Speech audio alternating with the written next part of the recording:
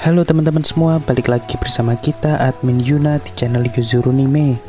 Oke, pada kesempatan video kita kali ini kita akan membahas seluruh alur cerita dari anime Osama Ranking.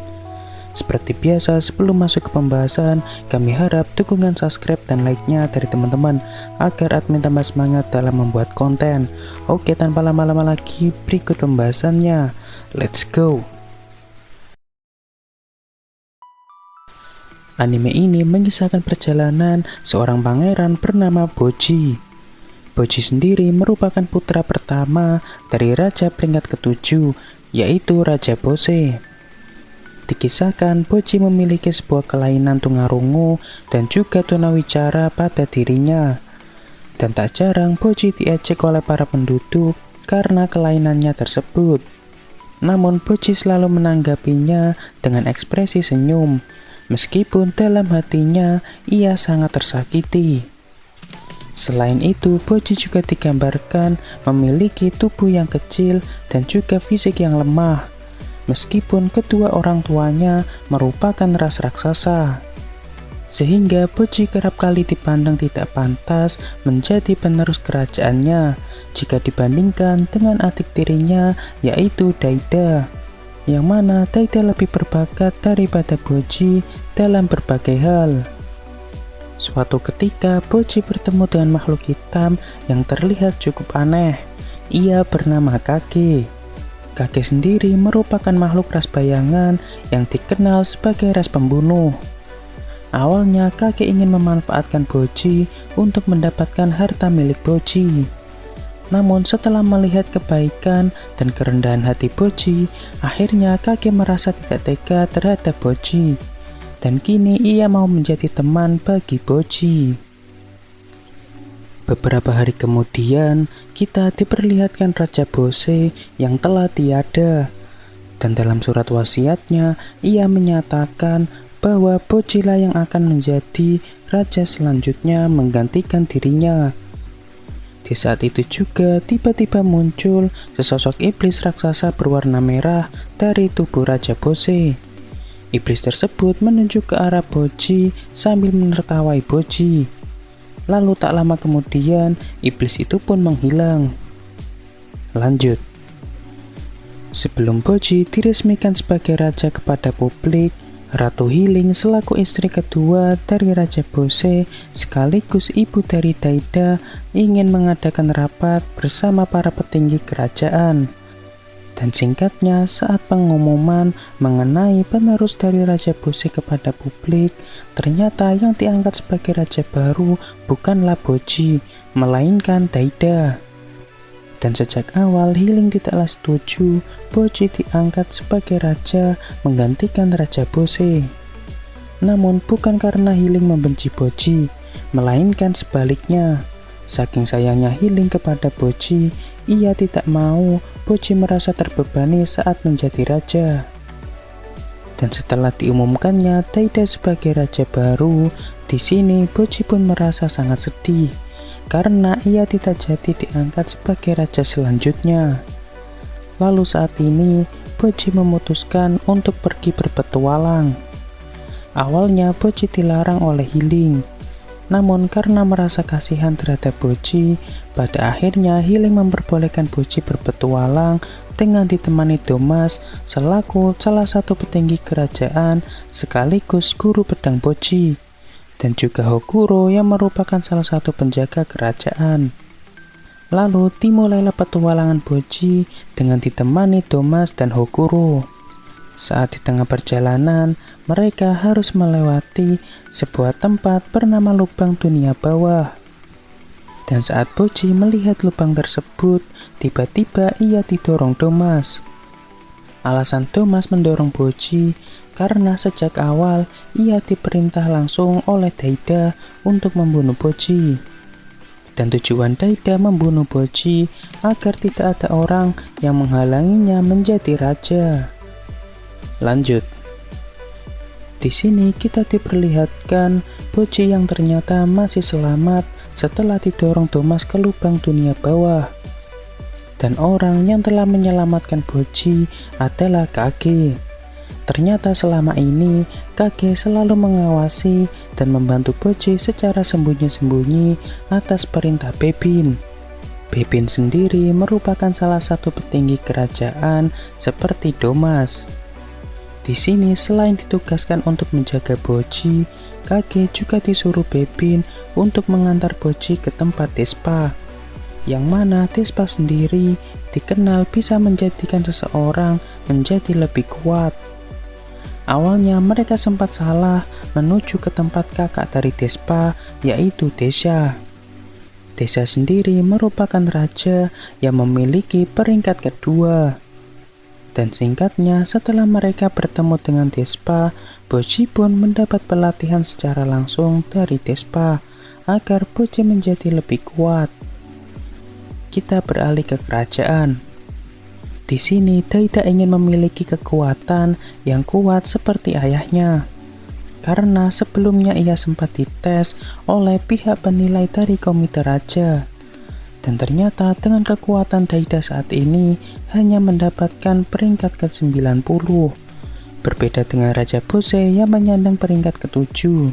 Bahkan kadang-kadang dengan kekuatan Bose saja, Raja Bose bisa mendapatkan peringkat pertama. Lalu Daida pun meminta bantuan kepada cermin ajaib agar bisa menjadi lebih kuat. Cermin ajaib ini sendiri merupakan cermin pemberian Raja Bose kepada Daida saat Daida masih kecil. Singkatnya, cermin tersebut menuntun Daida ke sebuah ruangan rahasia. Dan di ruangan tersebut dibuatkanlah sebuah ramuan yang terbuat dari jasad Raja Bose. Yang mana menurut cermin ajaib, ramuan tersebut bisa membuat Daida menjadi lebih kuat. Awalnya Daida menolaknya. Namun tiba-tiba Apis yang merupakan salah satu petinggi kerajaan datang dan membantu cermin ajaib untuk melumpuhkan Daida. Perlu diketahui, Apis sendiri salah satu orang yang sangat menghormati cermin ajaib tersebut. Dan saat Daida tak sadarkan diri, Daida pun diminumkan ramuan yang sebelumnya Daida tolak. Dan ternyata berkat ramuan tersebut, kini Raja Bose bisa bangkit kembali di dalam tubuh Daida. Di sini mulai terungkap sosok dari cermin ajaib tersebut. Cermin tersebut dulunya merupakan manusia biasa yang bernama Miranjo. Miranjo sendiri merupakan putri dari seorang penyihir baik hati di kerajaan Homa. Yang mana semua ini bermula saat Raja Bose ingin menantang penyihir di kerajaan Homa. Dan kebetulan orang yang menjadi lawannya adalah ayah Miranjo. Setelah ayah Miranjo berhasil dibunuh Bose, tiba-tiba Bose ditolong dan disembuhkan ibu Miranjo. Hal ini dikarenakan ibu Miranjo percaya bahwa dengan kebaikan akan memberikan kebaikan dalam diri orang lain. Dan benar saja, dari sinilah Bose merasa kasihan dan bersimpati kepada Miranjo dan ibunya. Lalu sejak saat itu, Bose membantu kerajaan Homa yang sedang berperang melawan ras dewa. Yang mana dikisahkan, ras dewa merupakan musuh bebuyutan dari kerajaan Homa. Suatu ketika, kerajaan Homa melakukan kerjasama dengan penduduk Yakuza. Namun ternyata, penduduk Yakuza malah membelot dan membantu ras dewa. Karena sejak awal, penduduk Yakuza memiliki sifat yang licik. Dan singkatnya, ibu Miranjo pun tewas dibunuh penduduk Yakuza. Lalu sejak itu juga, Bose pun berusaha untuk melindungi Miranjo yang telah ia anggap sebagai anaknya sendiri. Kini Bose dan Miranjo melakukan petualangan bersama-sama. Di tengah petualangan mereka, Bose bercita-cita menjadi orang terkuat di dunia. Lalu Miranjo pun membawa Bose kepada iblis kenalannya. Di sini iblis tersebut bisa mengabulkan permintaan Bose dengan cara mengambil kekuatan dari anak Bose. Lalu setelah itu, Bose pun menikah dengan seorang wanita dan lahirlah anaknya yang bernama Boji. Di saat itu juga Bose mendapatkan kekuatan yang sangat hebat, yang mana sebenarnya kekuatan tersebut adalah milik Boji. Hal ini menjawab alasan Boji memiliki kecacatan dan tubuhnya yang kecil, karena kekuatan Boji yang berpindah kepada Bose. Selain itu, Bose juga telah mengalahkan salah satu ras dewa. Dan karena saat ini istri Bose sudah tidak dibutuhkan Miranjo lagi, maka Miranjo memutuskan untuk membunuh istri Bose. Namun sepertinya orang yang membantu mengalahkan istri Bose juga mengkhianati Miranjo. Dan saat Miranjo tengah sekarat, ia melakukan kontrak lagi dengan iblis. Lalu ia pun berpindah wujud menjadi cermin agar bisa bertahan hidup. Suatu ketika Bose merasa bahwa usianya tak lama lagi. Dan karena Miranjo ingin Raja Bose bisa hidup lebih lama, Miranjo pun menyuruh Raja Bose untuk menikah lagi, agar anak dari Bose nanti bisa menjadi wadah baru bagi Raja Bose untuk bangkit kembali dari kematian. Dan saat ini Miranjo bertujuan untuk menghancurkan segalanya, mulai dari kerajaan Bose hingga keluarga Bose. Karena sejak awal, Miranjo hanya menginginkan agar ia bisa hidup bersama Raja Bose. Dan misi selanjutnya saat ini adalah untuk membunuh Hiling. Selain karena Hiling sudah tidak ia butuhkan lagi, Miranjo juga bertujuan mengakhiri penderitaan Hiling, karena saat ini tubuh Daida telah diambil alih oleh Raja Bose. Selain itu, Miranjo juga membebaskan beberapa orang kuat yang ditahan di dunia bawah untuk melancarkan rencana-rencananya. Dan di sini sepertinya Raja Bose mengizinkan permintaan Miranjo untuk membunuh Hiling. Namun sebelum itu, Raja Bose meminta kepada Doroshi selaku salah satu petinggi kerajaan untuk melindungi Hiling. Karena meski ia menuruti perkataan Miranjo, Raja Bose tetap tidak tega untuk membunuh istrinya sendiri. Rencana pembunuhan Hiling pun dimulai. Namun di sini, sepertinya Doroshi kesulitan menghadapi monster-monster yang dikendalikan Miranjo. Dan di saat yang sama, tiba-tiba datang Boji. Lalu Boji pun berhasil menyelamatkan Hiling dan juga penjaga lainnya. Di sini Boji telah menjadi lebih kuat setelah mendapatkan pelatihan dari Despa, yang mana Boji dilatih Despa untuk menemukan celah atau titik lemah dari lawannya. Dan tugas Boji adalah menyerang titik lemah tersebut menggunakan sebuah pedang anggar yang berukuran kecil. Di sini terungkap ternyata setelah latihan Boji selesai, Boji pun diantar salah satu petinggi kerajaan Desha menuju kerajaan Bose, karena saat ini kerajaan Raja Bose sedang terancam. Dan kali ini Boji bertujuan untuk menghentikan perbuatan Miranjo. Di sini Despa juga ikut membantu Boji menghentikan Miranjo, karena adiknya yang bernama Oken telah dikendalikan Miranjo. Oken sendiri merupakan putra terakhir dari Raja Saturn setelah Desha dan Despa. Namun pada usia 25 tahun, tiba-tiba muncul kekuatan keabadian dalam diri Oken, yang mana seharusnya kekuatan tersebut nantinya menjadi milik Saturn. Dan setelah Saturn dibunuh anak-anaknya sendiri karena kekejaman Saturn dalam memerintah kerajaan bawah tanah, ternyata kekuatan keabadian tersebut malah turun ke anak terakhirnya, yaitu Oken. Meski terlihat overpower, namun kekuatan tersebut memiliki efek yang bisa merenggut kesadaran milik Oken. Sehingga saat ini, Oken menjadi salah satu makhluk super kuat dan juga sulit dikalahkan berkat kekuatan keabadiannya. Di saat Boji hendak menghentikan Miranjo, tiba-tiba Oken datang dan menghadapi Boji.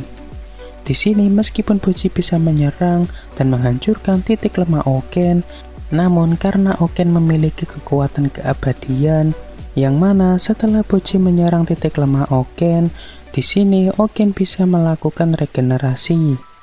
Bahkan dengan bantuan dari keempat petinggi kerajaan Bose, yaitu Domas, Doroshi, Bebin, dan juga Apis tak bisa berkutik melawan Oken.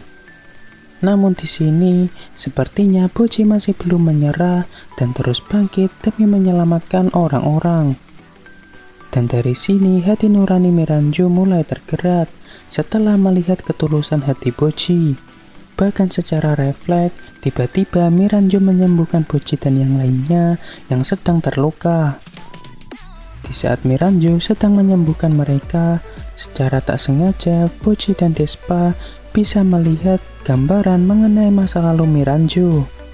Sehingga Bocci dan Despa bisa memahami apa yang dirasakan Miranjo saat ini. Lalu tak lama kemudian, tiba-tiba datang Raja Bose yang masih dalam wujud Daida untuk melawan Oken. Di sini Raja Bose berhasil mengalahkan Oken dengan cara menghancurkan tubuh Oken lalu memasukkannya ke dalam batu besar agar Oken tidak bisa beregenerasi lagi. Dan kini Raja Bose ingin menantang Bocci bertarung 1 lawan 1. Lalu singkatnya, Raja Bose bisa dikalahkan dengan mudah oleh Bocci berkat ilmu yang diajarkan Despa. Di sini terungkap, ternyata sejak awal Raja Bose sengaja ingin dikalahkan putranya sendiri agar tidak ada rasa penyesalan dari dirinya yang telah merenggut kekuatan putranya. Lalu setelah kalahnya Raja Bose, Bocci pun membunuh Miranjo yang dalam wujud cermin atas keinginan Miranjo sendiri. Hal ini dilakukan agar Daida bisa kembali lagi dan juga agar Miranjo bisa mati dengan tenang bersama Raja Bose. Namun saat arwah Miranjo hendak pergi ke alam baka, tiba-tiba muncul iblis raksasa dan memakan arwah Miranjo. Yang mana hal ini terjadi karena kontrak yang Miranjo buat dengan iblis saat Miranjo hendak tewas. Dan sebelum iblis itu pergi, Despa ingin meminta permohonan kepada iblis tersebut untuk mengembalikan Oken seperti sedia kala.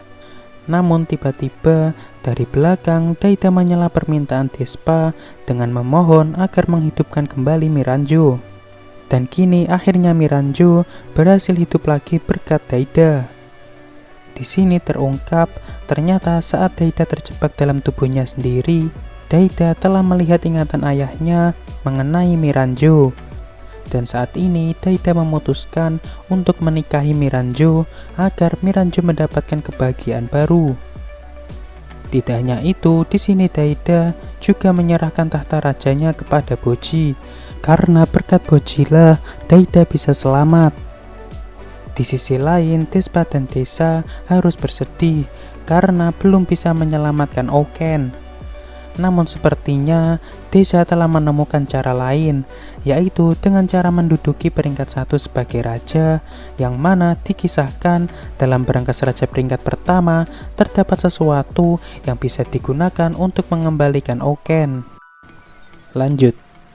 Kini akhirnya Bocci telah resmi menjadi raja. Namun di sini sepertinya Kage merasa tidak pantas lagi bersama Bocci karena Kage dikenal sebagai seorang penjahat. Dan akhirnya Kage memutuskan untuk pergi meninggalkan Bocci dan berkelana sendirian. Lalu sejak menghilangnya Kage, Bocci merasa sangat sedih. Dan karena tak tega melihat Bocci sedih, di sini Healing memperbolehkan Bocci untuk menjalani kehidupan yang Bocci inginkan. Lalu singkatnya, Bocci memutuskan menyerahkan kembali tata raja kepada Daida. Dan setelah Bocci menemukan Kage, ia akan berpetualang lagi bersama Kage. Dan kelak Bocci akan berjuang untuk membangun kerajaannya sendiri seperti ayahnya. Oke, untuk pembahasan anime Osama Ranking cukup sampai di sini. Terima kasih buat teman-teman yang telah menonton video kita sampai selesai. Dan kami harap bantuan subscribe dan like-nya dari teman-teman. Mohon maaf kalau ada kesalahan. Kami admin Yuna pamit undur diri. See you in the next video.